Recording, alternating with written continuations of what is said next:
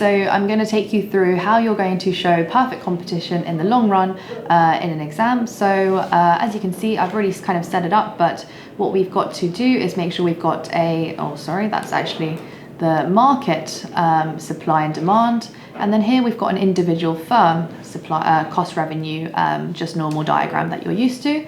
So let's give these some labels. So we've got price and quantity, and then we've got cost revenue over here, output over here, label some curves. So obviously MC curve, AC curve, and then, yeah, let's get started. Okay, so these two demand curve here. So obviously these two diagrams are linked because these AR curves, these horizontal demand curves, are derived from whatever the market equilibrium price is over here. So if we take, for example, this curve here, so supply and demand are equal, which gives us a quantity of Q1 and a price of P1, that price then translates over into the curve over here, okay? So that's going to derive our AR curve, and also that's going to be our MR curve because firms are price takers. So this price P1 is taken directly from the market supply curve.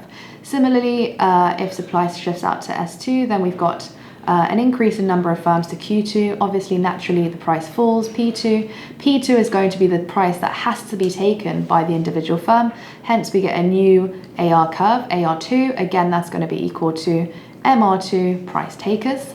And then finally, S3 over here. So we get a quantity Q3 and an even lower price of P3. And that is going to form our third and final demand curve that we are after for explaining all the points that what happens in the short and long run.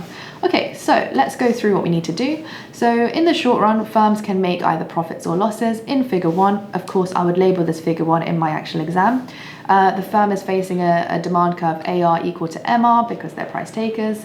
So what we are trying to show here is that in the beginning, at least, this firm is making supernormal profits. So when the curve is AR, MR, we set MC and MR equal to find the profit maximizing quantity.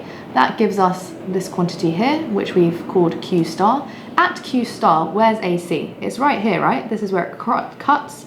So if we take that across and then shade that box in, of course, that is going to be our supernormal profits. Now we can't have that, there's perfect information. So in the market, what you get is a shift out in supply to S2 as new firms enter so they can make that profit.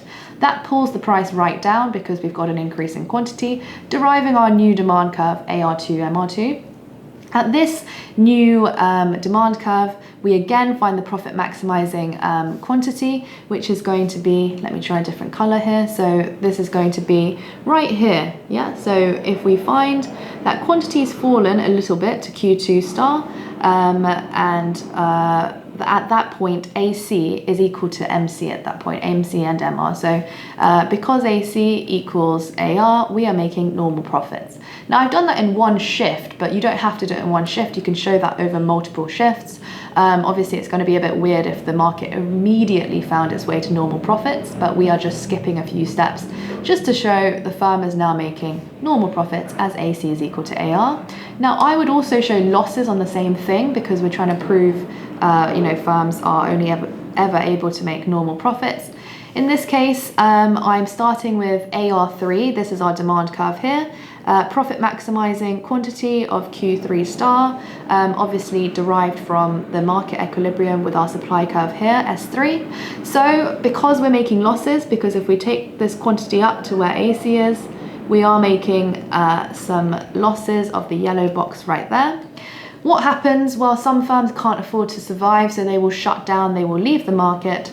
When that happens, market supply shifts in from S3 to S2.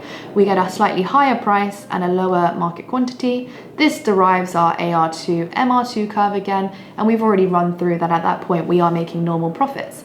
So we can conclude that at the new long run profit maximizing quantity, normal profits are made. So this is exactly the structure with which I would answer this question if it came up, anything to do with perfect competition and its long run position. Okay.